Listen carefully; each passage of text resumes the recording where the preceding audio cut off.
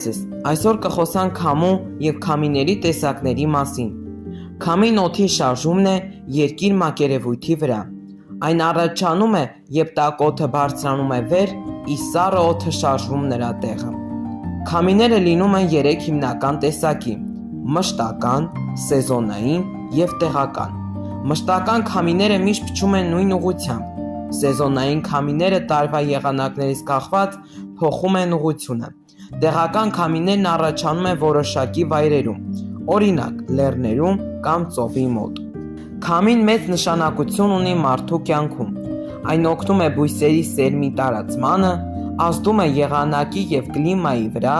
ինչպես նաև օգտագործվում է էլեկտրաէներգիա ստանալու համար։ Այսօր շատ երկրներում կառուցվում են հողմաէլեկտրակայաններ, որոնք քամու ուժով արտադրում են էլեկտրականություն։ Բացի այդ, քամիները կարող են լինել թույլ, չափավոր կամ ուժեղ։ Շատ ուժեղ քամիները երբեմն վերածվում են փոթորիկների և կարող են վնաս հասցնել մարդկանց, շենքերին ու բնությանը։ Այսպիսով, քամին բնության կարևոր երևույթներից է, որը մեծ ազդեցություն ունի ինչպես բնության, այնպես էլ մարդկանց կյանքի վրա։ Իսկ ինչով են չափում քամու ուժը։ Քամու ուժը չափում են հատուկ սարքով, որը կոչվում է անեմոմետր։